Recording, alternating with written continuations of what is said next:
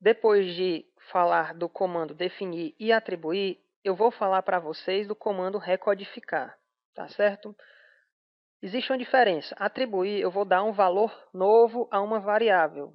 Em atribuir, eu vou fazer cálculo. Eu vou dizer coloque sim se for assim, tá certo? Eu vou utilizar funções. No caso de recodificar, eu vou criar novos códigos de uma variável para outra. O recodificar, ele é bem utilizado quando a gente quer transformar a variável idade para faixa etária, tá certo? E é o que eu vou fazer agora. Eu vou definir uma nova variável, que se chama faixa etária. E dou OK como na outra. Simplesmente dou OK. Agora eu vou recodificar. No questionário, a variável idade está em inglês, age, e eu vou colocar para faixa etária. Como eu sei que a idade não é menor do que 0, eu vou colocar o primeiro valor 0 até o valor, vamos dizer, 15. Então, e o valor recodificado é o quê? É o que vai aparecer na minha nova variável, faixa etária. Eu vou colocar 0 a 15 e dou outro Enter. Próxima casa, 16 até 30. 16 a 30. Tá ótimo? Vocês estão percebendo aqui que brancos, se eu deixar isso aqui em brancos, essas duas bichinhas aqui em brancos, eu vou considerar todos os outros registros, tá certo? Então, eu vou deixar em branco e vou colocar 31 ou mais.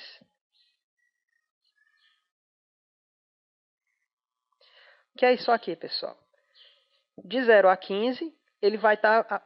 quem tiver na idade de 0 até 15 vai ficar de 0 a 15. Quem tiver entre 16 a 30 vai ficar de 16 até 30. E os outros, no caso, não tem nenhuma idade menor do que 0. Então, a gente considera que seja maiores do que 30, né? 31 ou mais. E dou um OK.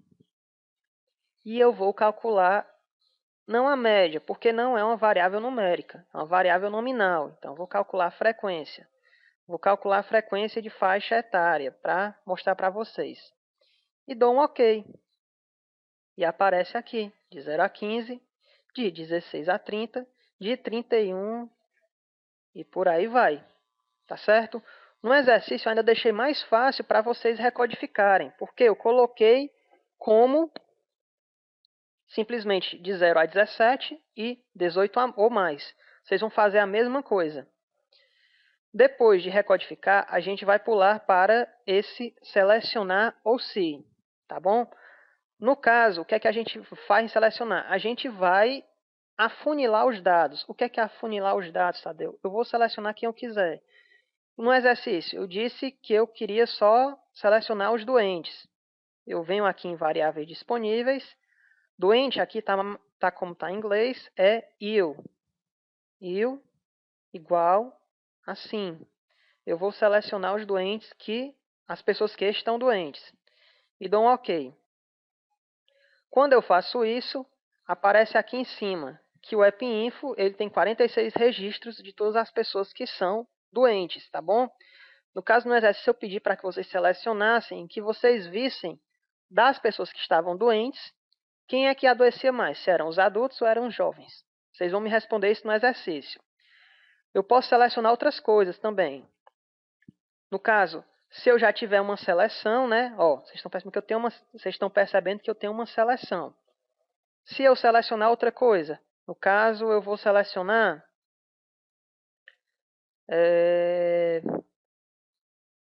fruit salad igual assim e dou outro OK. Ele vai fazer uma adição. Ele vai selecionar as pessoas que estão doentes e as pessoas que comeram salada de fruta. E no caso são 4 pessoas. Como é que eu faço para voltar ao normal, Tadeu? Eu venho aqui em cancelar a seleção e dou um OK. Acabou-se. Esse se, Tadeu, não, a gente não vai trabalhar com se.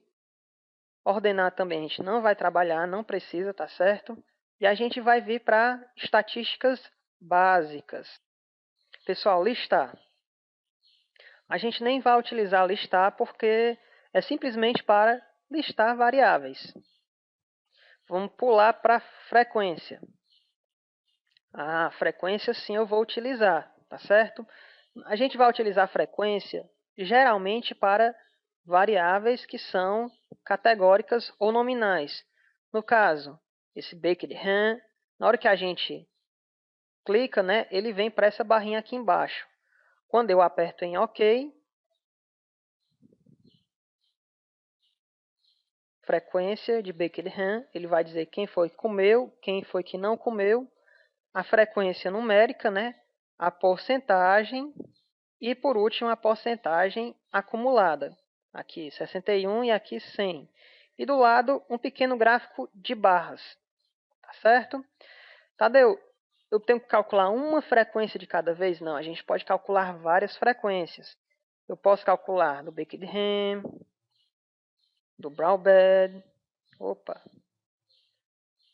do brown bread, do cabbage saw. E ele vai me dar todas as frequências de uma vez.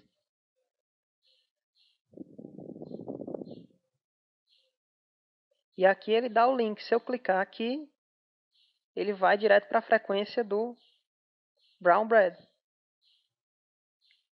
Desculpa. Bacon ham. Pronto. Aqui em cima, a frequência do bacon ham. Pronto, está aqui a frequência do bacon ham. Vocês perceberam que lá no questionário estava uma parte com grupos, não era? Os grupos eram quem? Eram beverages, desserts e food items. Tadeu, o que é que acontece se eu calcular a frequência dos grupos? Ele vai me dar todas as comidas que as pessoas comeram lá naquela ceia. E dou um OK. Olha aí, ele já faz isso tudo de graça para mim.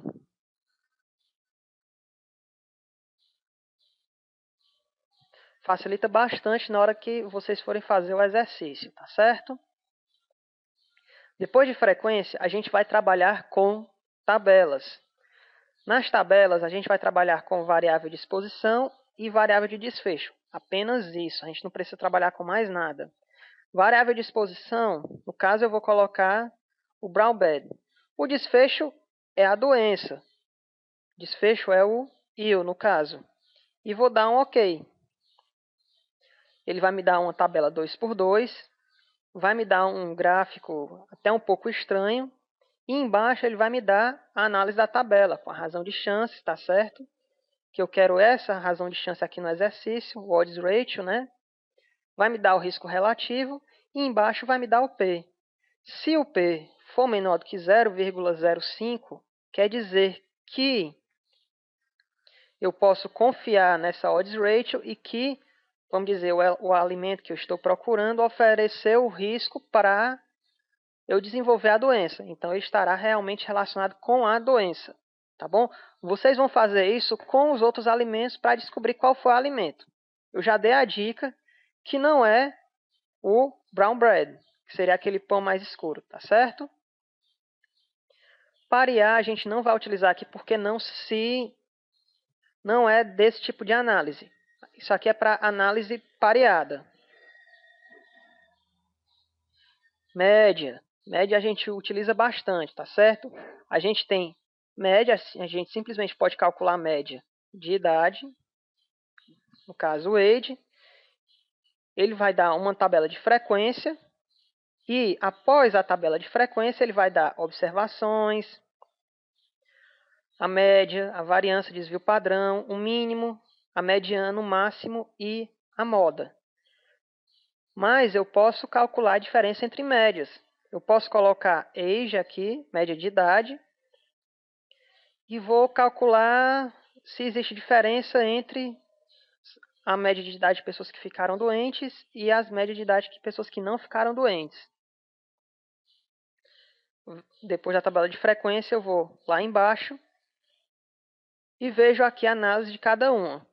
A média das pessoas que ficaram doentes foi de 39 anos e as que não ficaram doentes foi de 32 anos. Agora a gente tem que saber se isso é estatisticamente significante. A gente vem aqui no teste e vê o valor de P foi 0,21, que é maior do que 0,05 e, portanto, essa diferença existente não é estatisticamente significante. Tá bom? Então, não existe uma diferença real de dados. Sumariar, a gente não vai trabalhar. E a gente vai encerrar a análise, tá certo?